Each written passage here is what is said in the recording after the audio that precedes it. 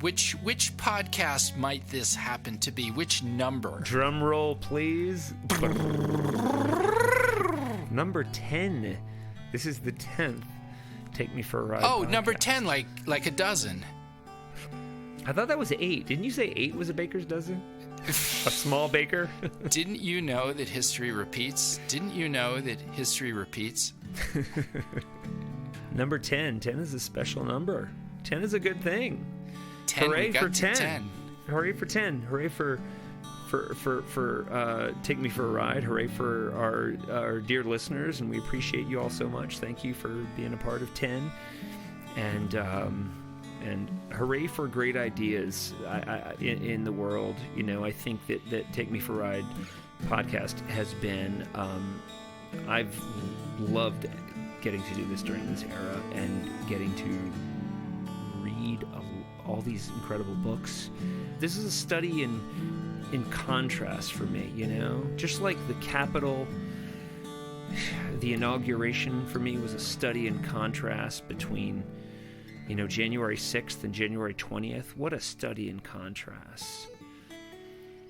And this era of ugliness and this era of racism and meanness and lying, you know, I feel like, you know, every one of us has this opportunity, and this is our, you know, in our little way, an opportunity to engage in ideas and truth telling as best as we can, and listening to ideas of a lot of other people, and some amazing. I mean, the books that we've gone over in this podcast have just been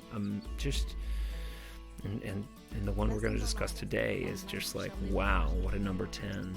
Wow, yeah. Where there's a lot of grits of sand, and if you can turn some number of them, like 10, into pearls, then that's a mitzvah, that's a blessing, that's a good thing to do. It is. You know, and let us continue to, you know, inspire each other to reach for like these intellectual and heart highs that we get from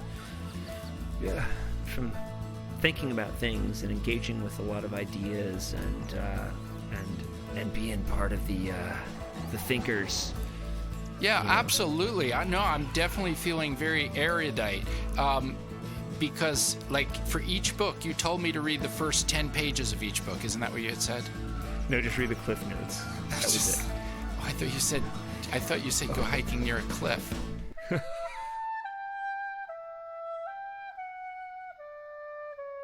Somehow I got some link to this film called White Noise. Right. I went ahead and saw it that night. It was like an hour and a half, and I'm so glad I did.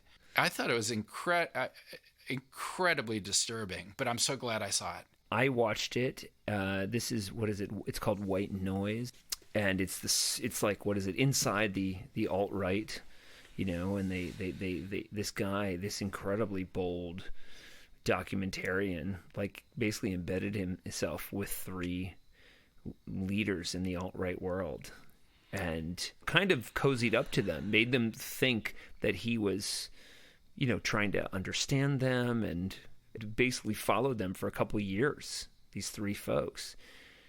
And Daniel Lombroso, I believe, is the guy you know, with the camera, and I don't think he said, "Oh, I'm going to do a movie about 3 of you and call it this movie about," you know. I think he said, "I want to, you know, go around with you," and he created a feeling that they'd really get to let their light shine by this documentarian.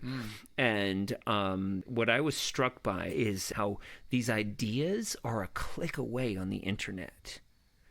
That it's not like these people are like, you know, driving slave ships and things. It's like they're they're on YouTube and they espouse this stuff, and their egos are they're very narcissistic, and they have these egos that people puff up. We talk about that. And so when you get 100,000 likes for this video, and you're like, whoa, hey, and then you keep talking about it, and then you have merchandise around things, and like how their egos were so it's easy when you have an ego like that then someone comes along and is like, hey, I want to make a movie about you, and they're like, oh, okay. And then, which is awesome. That's brilliant. Like, it just puts out this film, and I'm sure they were like, what? So it's a bit seductive. Yeah. It's seductive to them, and it's getting the word out, and I guess they start feeling like they can walk on water. I found that the depiction of them was, they seemed clownish to me. They seemed... they're powerful and frightening. The three of them are absolutely dangerous, in my opinion, to society. But there was something very frail about them. I thought that they just seemed like they were people on the take. They seemed opportunistic. They seemed like this one's trying to sell lotion and some health supplements. It just seemed like they were trying to make a buck. And then there was some great ironies. Like, it turns out she has a boyfriend who is not white. Wild. Yeah. And then Lauren Southern. Yeah. That's her name. Lauren Southern. And it seemed like for a while she was stepping back, and she was like trying to re-examine things. She seemed more contemplative, more self-aware than maybe the other two. But then she came back, and I guess maybe she got seduced by the power, by the clicks, as you were saying. Right. And then the other one, Mike Cernovich. Yeah, his wife was Iranian. Right. She's Persian, and they have like a little Persian baby, which I think, to be honest, is beautiful. Right. But it just didn't fit. And she's like, I don't know why this guy's doing this, but because the wife was interviewed, but it just seemed like they're just inserting themselves, making a power play. And it's almost like what Trump has done, in a way. Trump was not a Republican. He was a Democrat. And he's using the Republican Party and using the Christian evangelicals as people to step on and make money off of. Right. And I hate to say it, but duh. Right. And in terms of Spencer, he seemed the most dangerous to me. I think he actually believes this stuff. Yeah, he's the one that was responsible for those like Heil Hitlers in near the White House right after the election. And the guy who did this documentary is the one who caught that video. This is kind of what has to be done. Is continue to expose this stuff and continue to talk about it, continue to disenfranchise this kind of stuff. And sue the heck out of them. Yeah. Whenever possible. That's the way, I guess, in a nonviolent way, if they're breaking the law. I think Spencer's being sued by quite a bit of money. Just back to what I was saying, which I think what I found so disturbing is that like things are a click away, and some things are like some YouTube videos, you'll watch it, and I think they talk about this in the film. And then if you watch that, it's going to take you to something that maybe is a little more extreme. And then it leads you down these rabbit holes.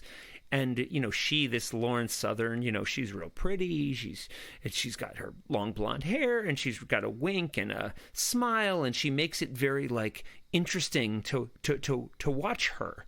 And yet, and so she has all these people puffing her up, saying, "Oh, you're great. Oh, I love what you're doing," and da da da.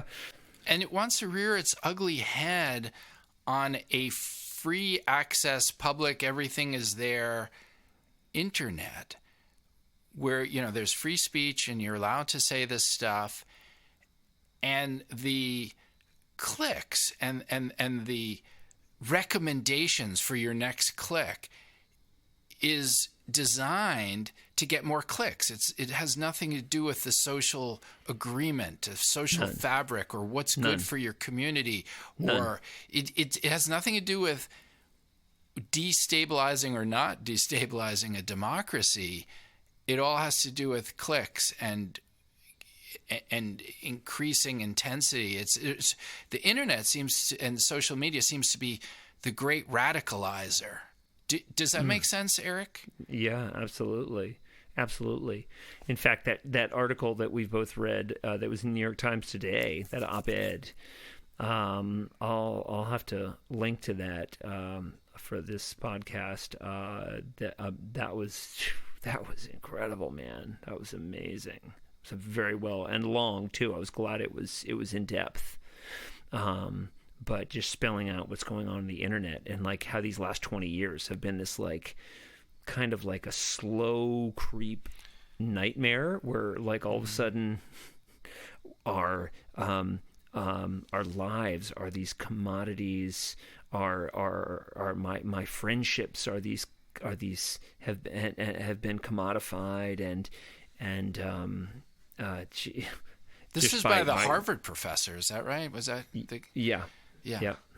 And how our identities used to be sacrosanct, and now it's just a commodity that is, we give that up. The internet, the companies, it's privatized. In this case, I guess we're discussing Facebook, but they own all that content from us.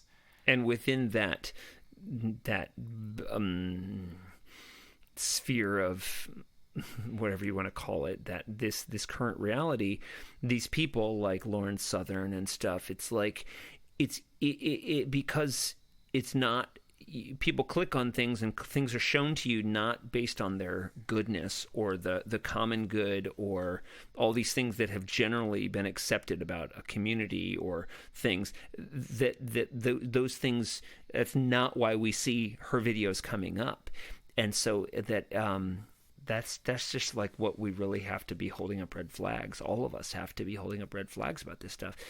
And also these folks are like their racism or their what do you want to call it? Their belief in themselves as superior. Even though it's painted in different ways by each of them, they kind of paint it. The three of them have their own kind of wordage for it. It's perceived by their followers as almost just like a style. Lawrence Southern's thing. Her. And it's like it's a style or like a thing, or like thing to be a part of. And it's hard to explain what bugged me about it so much. Besides the obvious stuff, but just the subtext to things that it's just like, oh yeah. So can I try to rephrase what you're saying so that I can understand it? Aside from just the obvious grossness of white supremacy, it's almost not giving respect to the power of like Nazism. It's almost like, it's just an idea. It doesn't it's not understanding history and the power of that's about to be unleashed, and the darkness and the horror that will happen if these people keep doing what they're doing. It becomes like blasé. It's like, it's just a click away. It's so easy. You don't actually have to risk your life, or it's just a click. It's easy. It seems fake. It seems virtual. And yet there's a power to it that's very, very dark. And according to this article that we're referring to by this Harvard professor, our democracy is very quickly unraveling, and we're right on the edge of it all. Just this experiment, this American experiment, because of these clicks, is unraveling before our very eyes. This is not like how the younger folks don't understand. That's kind of like what I was seeing is like, you all don't know what you're you haven't read enough history. You've only been engaged in the internet, and so you've been engaging in all this stuff. And most of what the internet offers you and that you spit back is within the last. I saw a study on this that basically what people put out and spit back and read is or watch is basically has only a 3-year time reference, at max like 5-year time reference. That everything that people talk about or discuss or reference or anything only goes back to about that long. Caste, The Origin of Our Discontents by Isabel Wilkerson. What a read. Would you agree? Like, what a read, like an essential read for everybody. I think the word essential is it. I think it's a must read. I was watching an interview of Isabel Wilkerson with my American hero, Brian Stevenson from the Equal Justice Initiative. And it was so humbling watching these two people talk. And like two American heroes. Like she is, in terms of literature, she's a Pulitzer Prize winner. Right. And she wrote The Warmth of Other Suns, which I have yet to read, which Liz has read, and I can't wait to read that one. She took 15 years to write that book. And then was quiet for about 10 years and then came out with Caste. It's like, whoa, what an American hero. And again, just speaking of contrasts, someone like Isabel Wilkerson versus these folks in this movie, this white noise movie we're talking about. Like, what a contrast. What a contrast. Caste is something that it's in all of our lives. It's so inherent. It's almost like, let's discuss breathing. Right. Or drinking water. It's so basic in all our lives, and yet it's something that's really not discussed that much. Yeah, she uses India and Nazi Germany and the U.S. to explore the idea of caste. And what a brilliant way to put it in front of us. And, we've both been to India. I've spent quite a bit of time in India. And I definitely, before reading this book, would have said, oh, yeah, well, the caste system in India is very complex, and I don't think I ever added up or thought of the U.S. as having a caste system. And that's due to my own ignorance of my own house, to be honest, after reading this book. She definitely made the case and convinced me. She's an incredible writer. To think about it differently. She's a brilliant. I love metaphors, and she uses metaphors so brilliantly in this book. The one about, like, imagine, the whole concept of a house of our country being like an old house that has all these leaks and bad floorboards and things, and a basement that floods and stuff, and you have to try to take care of that house and figure out where the issues are. But she also talks about, like, coming into a theater, like where someone brings you into a theater and with a flashlight, you're late to the show and they like guide you to your seat, and how all of us are like guided into our seats of the movie or the play, and that we step into this world, embodying and being a part of a play. Which, that's the other thing she talks about, is the use of the word caste. She explores the word caste as like a caste in a play. Right, so that you're assigned a role in society, and it's not based on merit. It's not a meritocracy. It's just based on the rules of your society. And in Germany, there was, it's a very strict hierarchy, and the Jews and gypsies were at the bottom of the caste, and the white Aryans were at the top. And in India, you have the Dalits at the bottom of society and the Brahmins up on top. And in the United States, at the bottom, you have dark black people. And at the top, you have the European white people. Right. And her discussion of the fact that the Nuremberg Laws, written in 1935, I believe, which basically separated Jews from the rest of the German population, they studied, the eugenesis of the United States. We always think of. I feel history is often proposed to us that Germany did this terrible thing, and then the U.S. went and fought Germany in World War II, and we defeated Hitler, without having any sense of ownership of that as Americans, as white Americans. Like that they were studying what was going on here. To learn from it, so that they could better suppress their quote unquote lower caste. And they were like, and they're taking notes. They were like, dang, those Americans are extreme. Like the one drop rule, basically, where like here, if you have one drop of black blood, you're considered lower caste. Yeah, lower caste, and that's wow. The Germans were like, dang. So what is caste? It's a way to subjugate. It's a way to manipulate power. Correct. You find ways to. You set some rules. Right. You set rules. She made a thought experiment. Imagine it was tall people and short people, right. And the tall people were like, "Oh, we're the better ones," or the short people say, "We're the better ones," and anyone who's tall has to get to the back of the line or the back of the bus or whatever.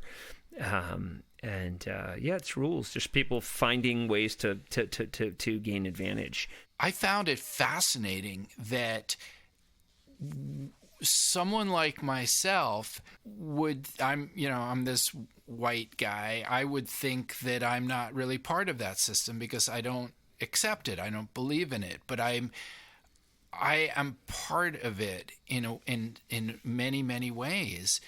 And I participate in it. And I thought there was, a lot of eye openers for me in terms of supporting a system that allows this to happen. Right. It's just it's horrible. It's horrible. And as Brian Stevenson was saying in this interview with Isabel Wilkerson, that it's a system that makes all of us sick. Physically sick. All of us. And that like the the title of the book, the origin of our discontents.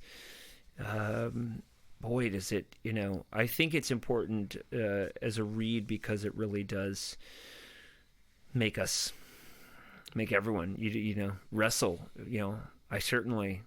I wrestled with things as I read and like you're saying, wow, geez, this stuff you're not even aware of, and that's how powerful Caste is. The book and the concept. Boy. There was so many segments of this book that were memorable. One springs to mind without giving too many details. Right. Toward the end, where the author was at home and called a service person to come and help fix something in the basement. Oh my gosh, it's so emotional. The stories were so emotional, and I could so relate to them. And she was this black woman and a widow, and she needed help, and this white serviceman came with a MAGA hat on, and essentially treated her like a piece of shit. Right, and she had to figure out common ground in order to, So let's talk about She started talking about family. Just try to establish some common ground, and But that was very powerful because it worked. It did. She touched his humanity, and they had that. I think that was a very powerful moment in the book, because he changed his attitude, and that's really the whole point of the book. It's not to say how horrible we all are. to have these inherent destructive hierarchies. It's how to have more of a level playing field, I thought. And I think she provided by showing and not telling in her book how to do that. And that is to reach out to the other person, try to find a common humanity. She said something really beautiful about love. I saw in this interview, she says that she just said, I'm writing about love for yourself, your family, love for your community, love for your country, and love for the planet. Mm-hmm. And it ultimately it costs humanity when we have hierarchies like this, and that this assertion of love. There's a long way we have to go. It's going to be a long slog through the desert for 40 years, or maybe longer at the rate we're going. But there's a lot of things that just clarified in my mind by reading this book.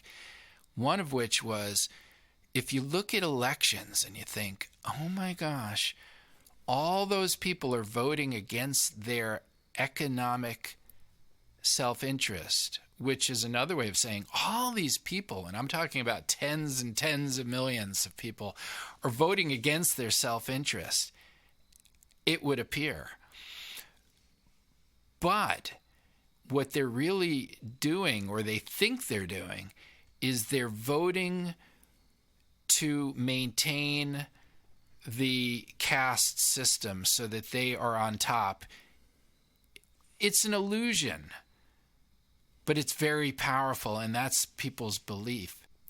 People want to maintain the lowest of the white caste has to be higher than the highest of the lower caste. It's almost like if you listen to the language of that side, they're really saying, get back in your place. We're casting you right in a rigid spot in the caste system. Get back. There's more of you than there are us right now, and we're angry and scared and we're violent, and we've got so many weapons. Right. And we're going to take you on. That's what they're saying by saying, make America great. Right. Or remember how things used to be. Right. Or we won the election. Fake news. Right. It's all coded language for you people on the left are too chicken shit to stand up. And we're not afraid. We're more interested in power than in fairness or truth. We're making a bid for power, and you people are wasting your time trying to hash out on the left all your little silly rules. We don't give a shit about that because we only care about power. Yeah, and that we think like all this like lying and this like lying, I guess, that we see on Tucker Carlson and on Trump, and and saying one thing, and then Lindsey Graham says this, and then he says this, and then he says this. We're like, oh my god.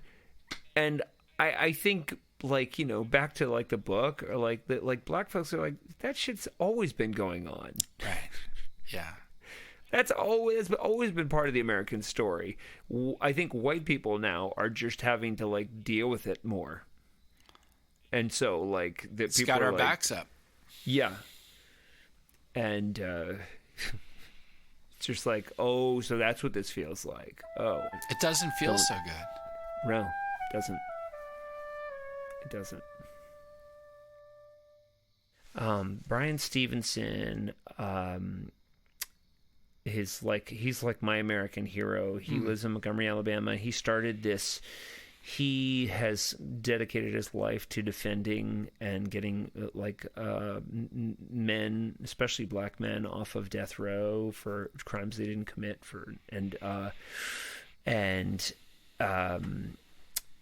he 2 years ago created this unbelievable memorial that I drove to with my parents and Leah. We went to it. It's a memorial to lynching in the country. Oh my gosh! In Montgomery, Alabama, and there's also a museum about the history of lynching and then mass incarceration and slavery. Wow! So there's a museum, and then you walk to this memorial, and it is so powerful. And I thought I'd play you just a bit of some singing and some talking, and Brian Stevenson talks in this. It's a couple minutes, but I thought I'd play this for you. I think just in terms of a musical offering, because there was some singing at the dedication. Okay. And I thought this might be something so just some background, and I'll link to this video. But the lynching memorial has all of these hanging metal boxes that represent all the lynchings across the country, and each one represents multiple lynchings from different states. And at the lynching in the museum, they have these jars of soil at the sites where lynchings happened, and they're in these jars. I'll have to send this to you. This stuff is so deep, and it was so deep that we took a trip. We drove to Montgomery, Alabama, to go to this place from D.C., and it's like an American pilgrimage site.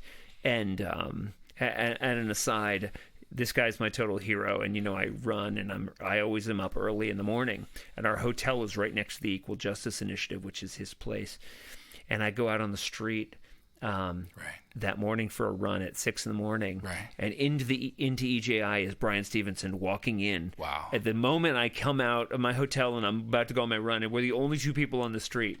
I was like, oh my God! And I literally, tears in my eyes. I'm like, oh my God, Brian Stevenson! Hey, you're my hero! Oh my God, you're incredible!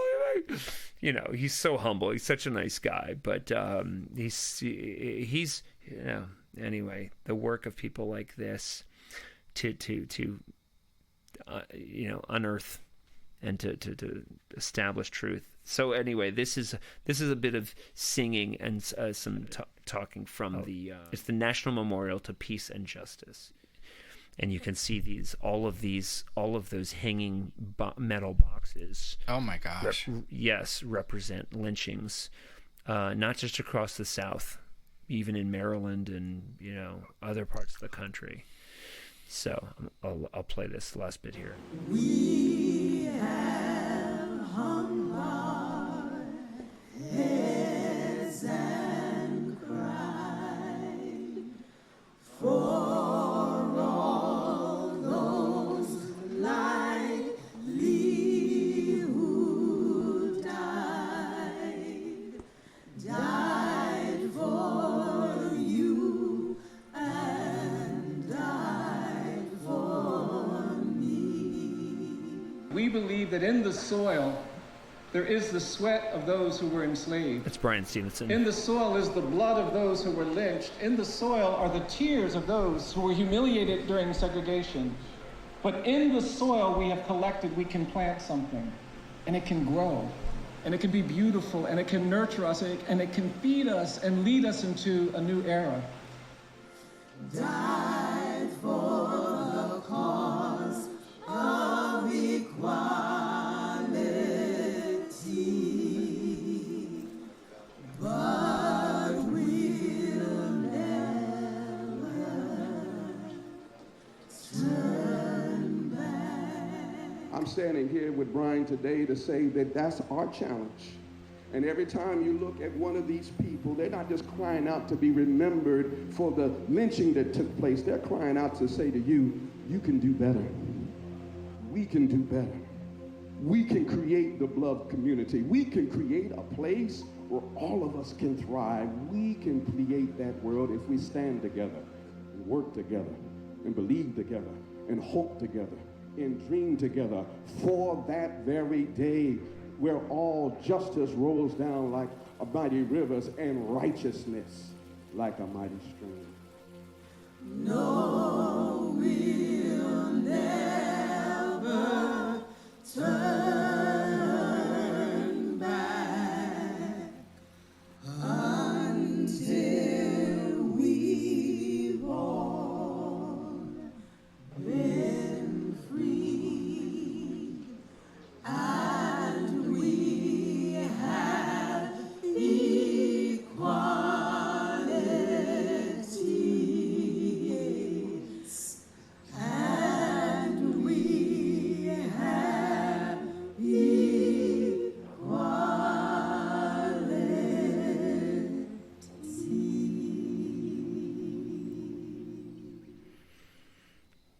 Powerful, huh? Wow.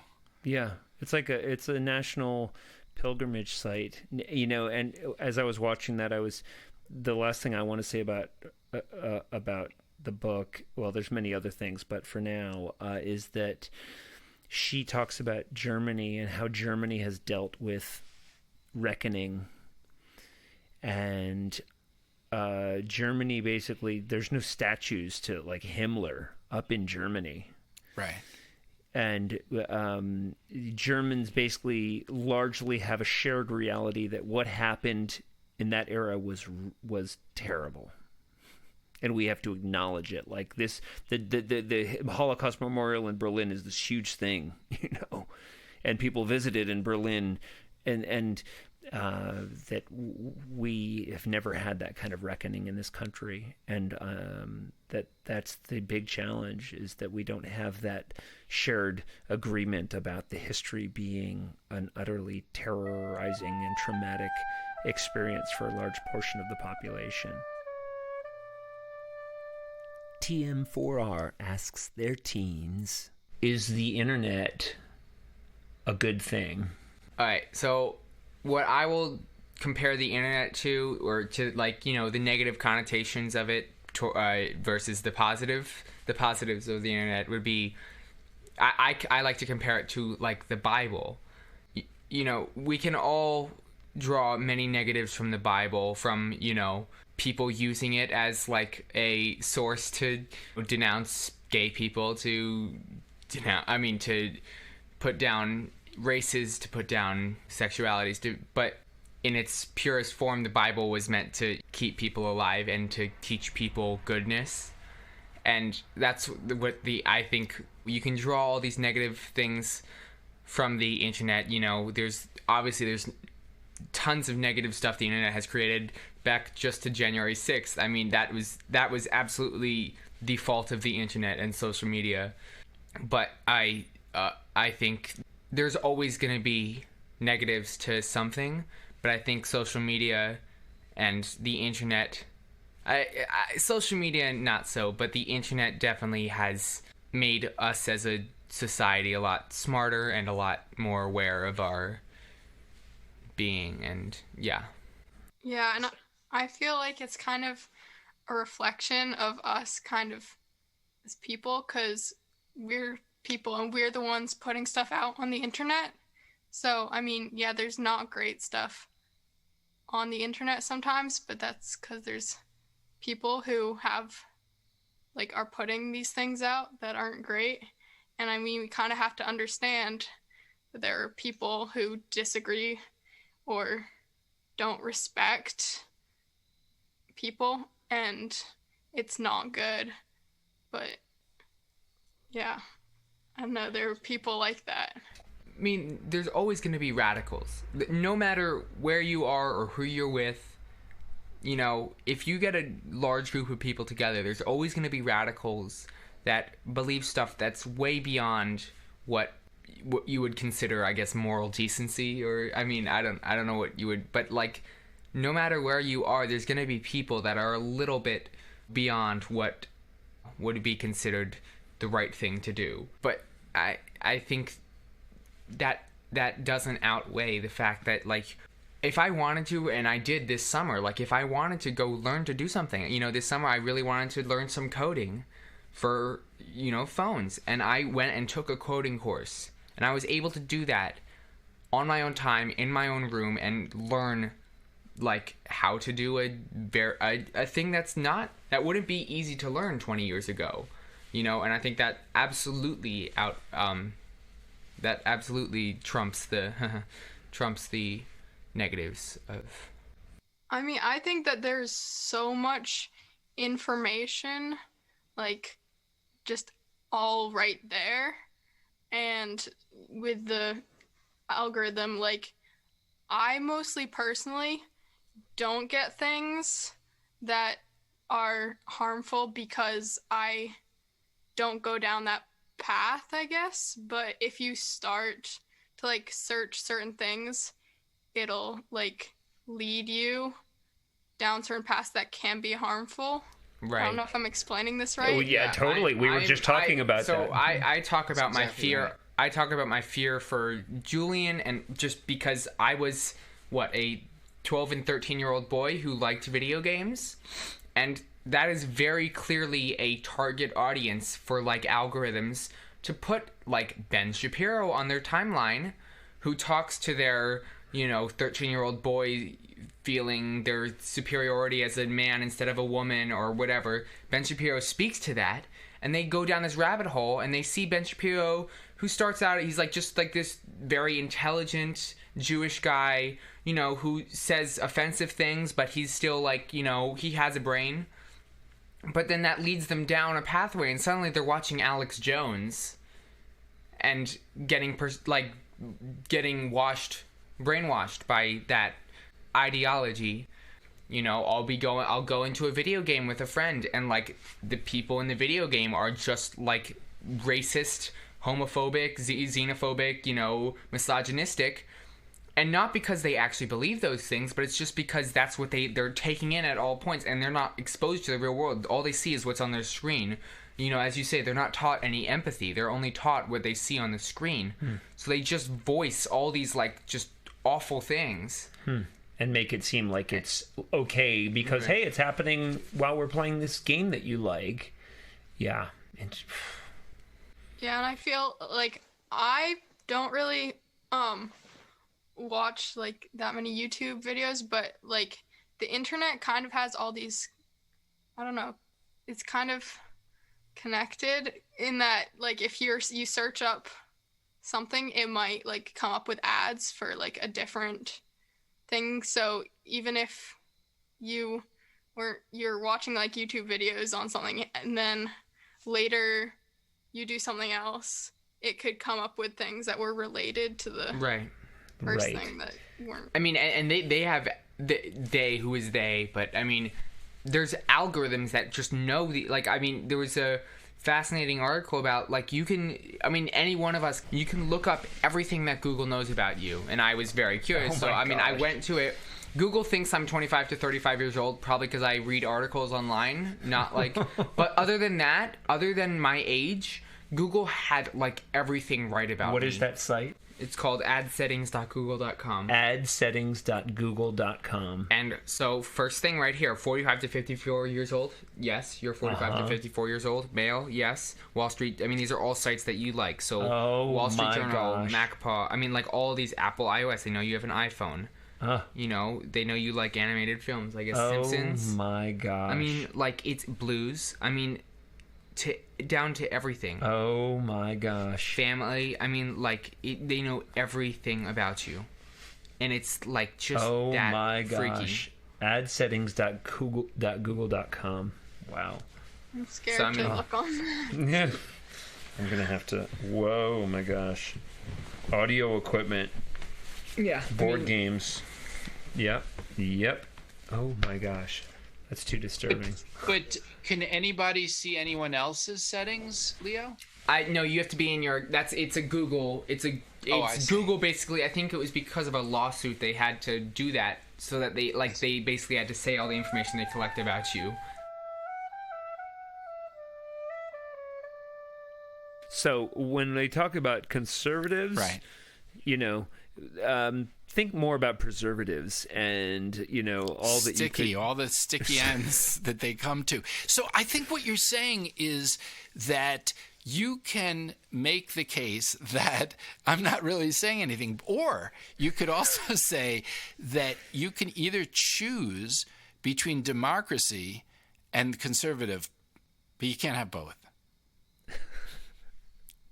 Is that what you meant? I'm going to be conservative. I'm going to just blow them all away. No, that's not conservative. That's revolutionary. That's right. Radical. And I guess in part we have a love for revolutionary in this country. The original revolutionary. Do you know who it was? That was Mr. Peach. Yeah, actually Momo. Oh, that was Momo. His friend Momo. Yeah. If he was such a good friend, why did he sue him for like $40 million? But anyway, because he got out of a cult of the fuzzy. It was the fuzzy wuzzies. The fuzzy. the sneeches and the it's peaches. a sneech, but it's a form of sneech love when you sue someone for $40 million to silence them. Is that conservative? It is. You're trying to preserve the silence, the sound of silence anyway. So I think what happened was Mr. Peach was, I think he went into a wabbit hole. Squooey wabbit. No, we did. Willian. And Duck season? Yeah. Wabbit season? It was a Four Seasons. It was a hotel. Oh, please, Mr. Fudd, don't let Mr. Giuliani run to impeachment. Or is that a peach? Or are you just glad to see me? Giuliani is like a Jew. I don't, Giuliani. In fact, is that not correct that he's from Jupiter, right? That's, in fact, if you're thinking about hierarchies and things like caste, right? People got caste. All the Jews are in Jupiter. Is that right? Yeah. No, think about it. Because Saturn's the ring. That's where the Pope, that's where the Christians are. The Jews are in Jupiter. And they've got this laser, dude. It's a space laser that slices up peaches. Well, I mean, it's because it slices peaches. Yes, and it can actually light a flame under the peaches. You know, it's hot, man. Kind of a flambe kind of thing. I don't know about the flambeing thing. Isn't that a little bit risque? Is that with the whips and stuff? Hold on. I am holding on. That's the problem. This is TM4R, not SNM. Oh, got it. Sorry. Yeah. Sorry. Yeah. You stepped into the wrong pad. $20 million to do this new thing. This new thing? Rupert gave me money. Rupert Murdoch lived in a castle. Do you know that song? I do. In fact, it's sung by the group called the Castes. Rupert Murdoch lived in a castle. He's a conservative. Oh my God, he lives in a castle. He's playing chess. Exactly. and they castled. Exactly. And that's, when you castle, you take the king and you grab him by the head. I don't want to hear about it. We don't do that on Jupiter. Sorry. You may do that on Saturn, buddy. But Venus, Venus and the bishop, Don't go there with me. You grab the head of the king and you it's kind of like Louis XVI, except that's not conservative to say. So you take the king and you move him over to this square, and the castle you take over to the circle. Oh, it's the donut, right? The donut hole. He goes into the wabbit hole. So I'm still trying to understand if Mr. Peach has a decision to make between democracy and power. Yes. Obviously, the Peach is going to go for the power. Okay. Wouldn't you? Okay. Depends. If I'm on a chessboard and the peach is on my side and it rolls off the board and down to the floor, and my child runs by and steps on it by accident, and all of a sudden we got a big mess on the floor. Right. All of a sudden I'm just cleaning up the floor and I can't worry about, democracy or conservative or any of that stuff. We just got to clean up the mess on the floor. You do that, I get $20 million from Rupert Murdoch. Rupert Murdoch. He's a friend of Mark Z. Mark Z? Does Mark Z have a laser? He does. It's very Jewish. It's from Jupiter. And not only that, but the Jewish space laser lights up my life. This little laser of mine. She's gonna make me shine. Hey! This little laser mine. She's gonna make it shine.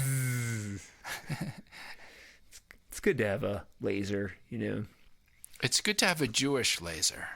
A Jewish laser. So, I hear you got a lot of energy. That's so nice. You concentrated light. But I'm just sitting here in the dark. I'll just sit here and I'm fine. I'm okay to sit in the dark. You have the laser wolf. A blessing on your head, laser wolf. To listen to the Grateful Dead, laser wolf. Such and son-in-law. He eats a lot of coleslaw. The Taylor modal Cam's oil. Now, you may have flown over a lot of TM4R listeners' heads, possibly, unless they're all Fiddler on the Roof fans. And this could be actually, there may be a Venn diagram right here of how many Fiddler on the Roof fans and TM4R fans are there. And when you put those together, you could thread them together through a laser light. Like laseroscopic surgery? Yes. Yes, that's another way to, if you've got a prostate issue, but we don't have to go there right now. I'm just saying, like, sometimes you're trying to say something and there's like a blockage in the flow. True. That's where the Jewish laser light comes in handy. Well, it doesn't have to come in handy, if you know what I mean. Nudge, nudge, poke, poke, say no more. It's a lovely day for a bris. Oh, I see. I see you. I see where this is going. I see you. So the Jewish laser is actually for performing the bris? Well, yes, and you have to be very careful because it's being shown from Jupiter. And it's a lot of distance. I mean, if you just move a little tiny bit, you just whoops. Whoops is right. Whoops is right. Okay, so, well, it'd be a smaller family for you. Sorry. Less little Moshis there. So it's just a little, like, just a little like tenth of an, you know, this way, little, tenth of a little bits of. And that's, I will keep that in mind. Do keep that in mind, do. But that's the absolute brilliant thing about Mr. Peach.